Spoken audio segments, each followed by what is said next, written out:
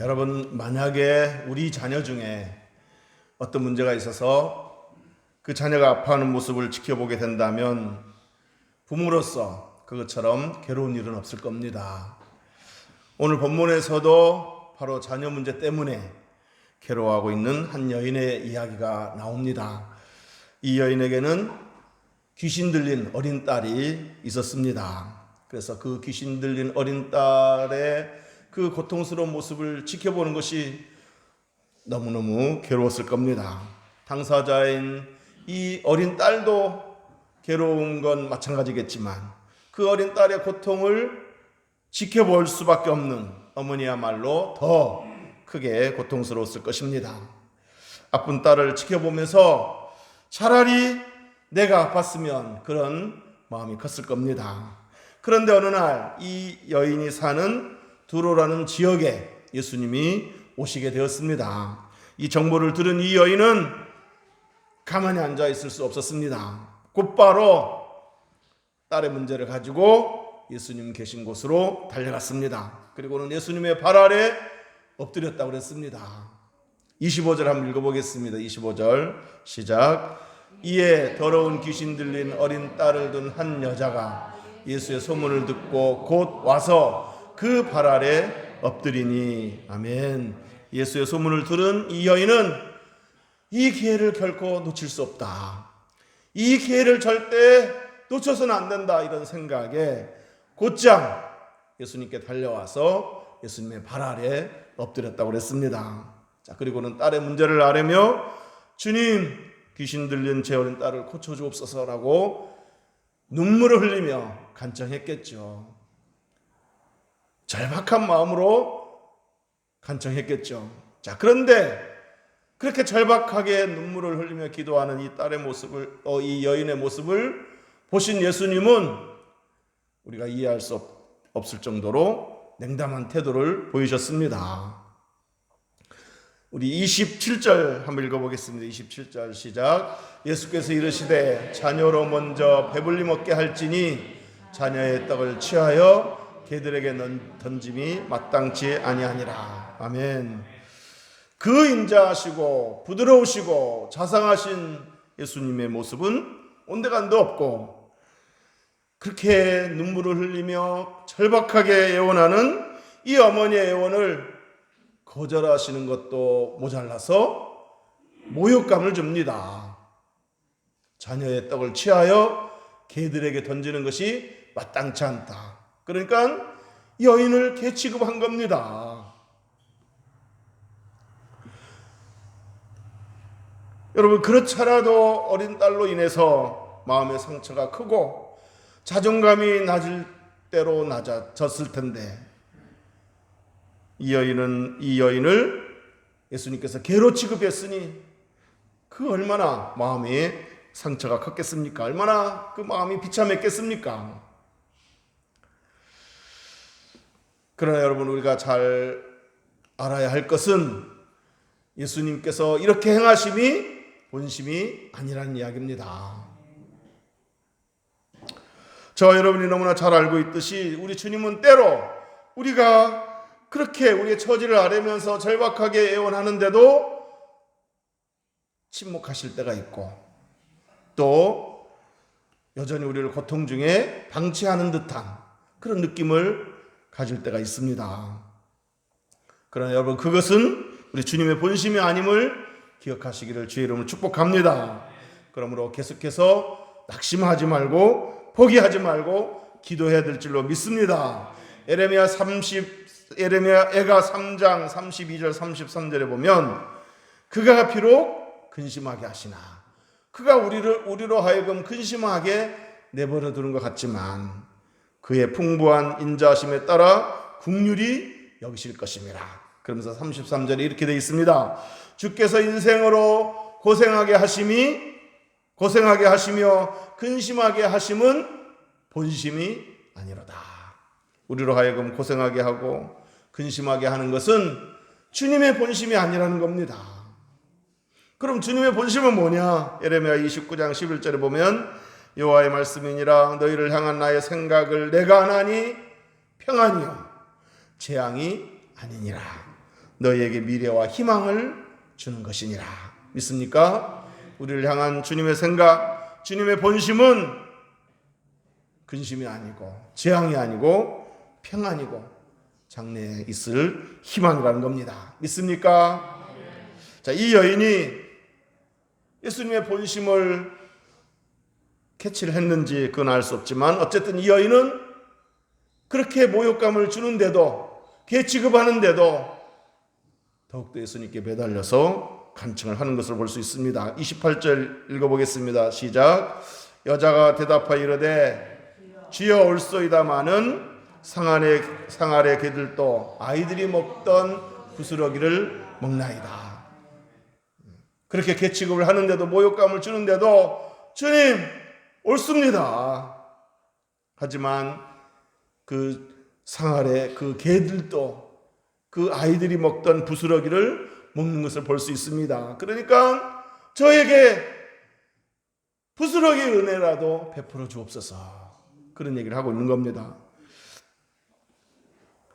부스러기 은혜라도 베풀어 주신다면 제 딸이 새 인생을 살고 새로운 삶을 살게 될 줄 믿습니다. 그렇게 말하면서 간청을 계속했습니다. 저를 개 취급하셔도 좋으니 저에게 부스러기의 은혜라도 주옵소서 라고 간절히 기도했습니다. 은혜 아니면 내 딸이 살 수 없습니다. 지금 이 상황에서 은혜 아니면, 주님 은혜 아니면 내 딸은 살 수가 없습니다. 이 문제의 해결은 주님밖에 없습니다.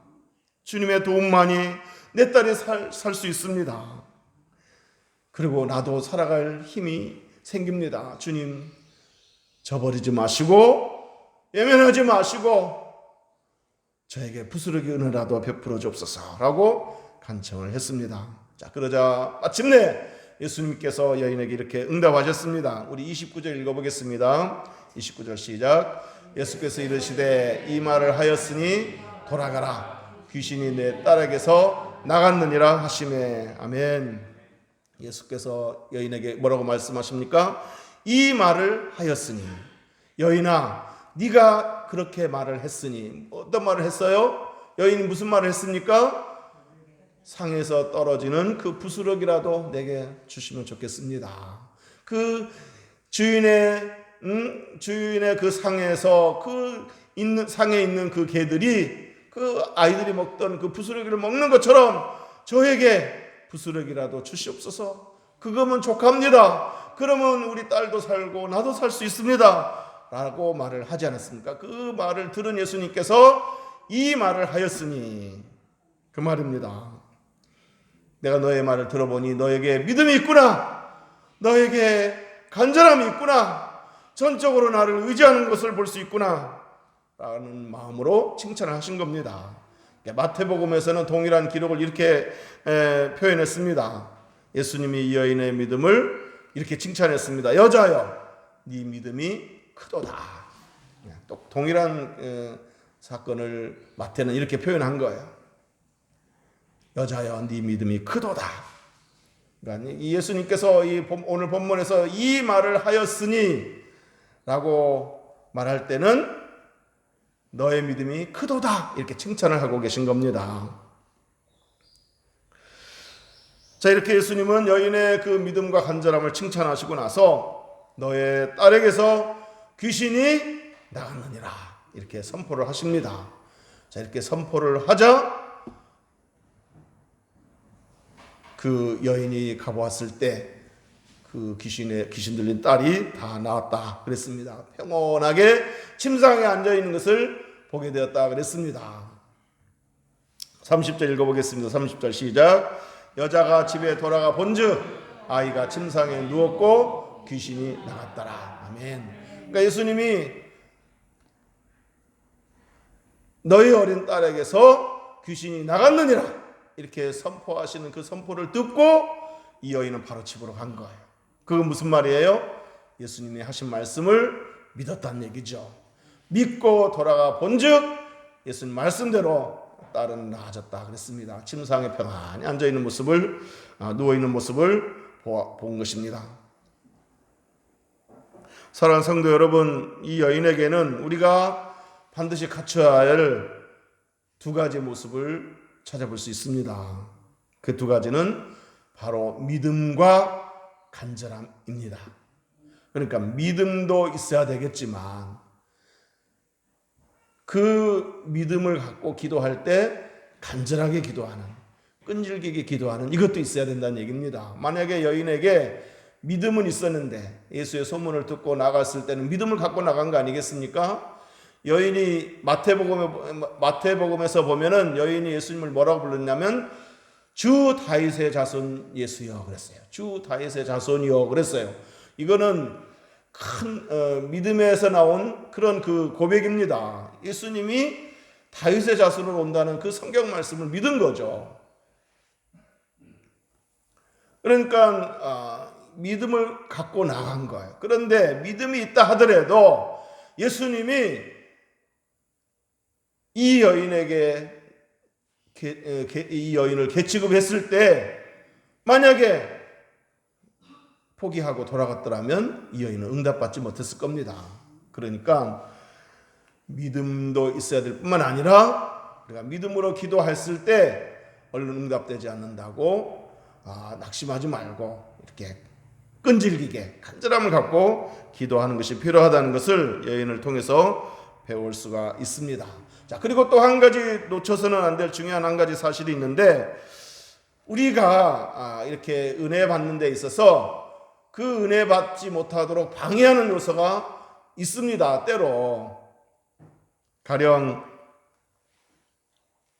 그러니까 이 예수님이 여인을 개취급했을 때 이 여인이 그 자기 자신을 개취급하는 예수님의 모습을 보고 낙심하고 그냥 돌아갔더라면 그 응답받지 못했을 거 아니겠습니까? 그러나 이 여인은 그런 어떤 자기 믿음을 떨어뜨리고 그 간절함을 떨어뜨리게 하는, 은혜 받지 못하게 하는, 은혜 받는 일에 집중하지 못하게 하는 방해 요건이 있었지만 그걸 극복하고 끝까지 예수님께 기도했다는 거 아니겠습니까? 그것처럼 우리도 은혜 받는 일에 있어서 어떤 방해 요소가 있을 때 그 방해 요소로 인해서 이렇게 우리가 흔들려서는 안 된다는 이야기입니다.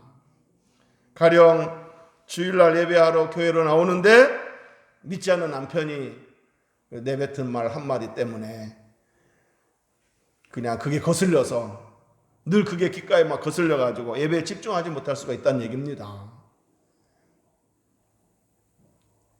또 교회 막 도착했는데 교회 마당에서 어느 권사님이 무심코 내뱉은 말, 아무개 집사님 머리 했네 근데 영 아니야 이랬다고 치면 그게 거슬려가지고 또 예배에 집중하지 못하는 수가 있다는 얘기입니다. 예배당 안으로 막 들어오는데 그날따라 담임 목사님의 그 인사가 살갑지 않은 거예요. 뭐 건성으로 인사한 것처럼 느껴지는 거예요. 그래서 그 목사님의 설교가 이렇게 귀에 안 들어올 수도 있다는 얘기입니다. 자, 이 모든 것들이 다 우리로 하여금 은혜 받는 일에 집중하지 못하도록 방해하는 요인이 될 수 있는데 이거를 극복해야 된다. 여인이 그렇게 자기 감정을 그렇지 않아도 상한 감정을 탁 뒤집어 놓을 만한 그런 그 얘기를 들었음에도 불구하고 예수님께 탁 매달려서 예수님에게 은혜를 요청했던 것처럼 우리도 어떤 그 예배 드릴 때 어떤 방해하는 요소가 있다 할지라도 거기에 휘둘리지 말고 은혜 주실 예수님께 집중하고 은혜에 집중하는 저와 여러분 될 수 있기를 주의 이름으로 축복합니다. 자, 그리고 여러분, 이 여인이 예수의 소문을 듣고 곧바로 예수님께 나와서 엎드렸다고 그랬는데 예수님 발 아래 엎드렸을 때는 어떤 심정으로 엎드렸겠습니까? 그래, 내 딸이 이 귀신에게서 해방될 수 있는 유일한 해결책은 이 예수님 한 분이다. 예수님만이 답이다. 이런 심정으로 엎드리지 않았겠습니까? 사랑하는 성도 여러분, 인생의 모든 문제에 대한 해답은 우리 주님께 있음을 믿으시기를 주의 이름으로 축복합니다. 미국 굴지에 플라스틱 회사를 이끌고 있는 스탠리 템이라는 사람이 있는데, 이 사람은 세계적으로 크게 성공한 기업인 가운데 한 사람입니다. 그런데 이렇게 세계적으로 성공을 한 이 사람도 처음에 사업에 손댔을 때는 실패 경험을 많이 했습니다. 처음으로 플라스틱 회사를 인수했을 때 이런저런 어려움이 생기더니만 결국 부도가 나고 말았습니다. 회사의 문을 닫을 수밖에 없었습니다. 그래서 한동안 좌절감 속에서 허우적거리고 있다가 어느 날 새벽에 교회를 찾아갔습니다. 그리고 그 주님 앞에 엎드린 심정으로 기도했습니다. 그랬을 때 불현듯 그 물에 빠져서 허우적거리고 있는 베드로의 모습이 머릿속에 떠올랐다는 거예요. 그 모습을 생각하니까 자기가 지금 그런 처지인가 보다라는 생각이 드니까 더 눈물이 났답니다. 그래서 더 서럽게 울면서 기도했답니다. 주님께서 베드로의 손을 붙들어 주셔서 일으켜 주신 것처럼 제 손을 붙잡아 주옵소서. 저를 일으켜 주옵소서. 그러면 제가 다시 일어설 줄로 믿습니다 하고 간청을 했습니다. 그러면서 이제부터 제 사업장의 주인은 주님이십니다. 이제부터 내 회사의 주식의 51%는 하나님 것입니다. 회사 수익금 중에 51%는 무조건 하나님께 바치겠습니다. 이렇게 결단하고 하나님께 맡기며 기도했습니다. 자, 그리고는 돌아와서 그 자기가 약속한 약속을 지키기 위해서 회사 정관에다가 그걸 다 이렇게 기록하게 했답니다. 그리고 유언장도 미리 써놨는데 그 유언장에 그걸 그대로 작성을 해놨답니다. 자, 그러자 기적적으로 그 회사가 다시 일어섰는데, 그는 이 주님께 약속한 대로 많든지 적든지 회사 수익금의 51%를 어김없이 하나님께 바쳤다고 합니다. 우리나라에도 여러 번 방문했는데 우리나라에 와서도 교회를 많이 300여 개의 교회를 개척했다고 합니다. 주로 이제 성결교라고 하는데, 어쨌든 그 회사는 날로 번창해 갔습니다. 그래서 지금도 수백만 불씩 하나님께 드리고 있답니다. 여러 루트를 통해서 하나님 나라를 위해서, 교회를 위해서 쓰고 있는 거죠.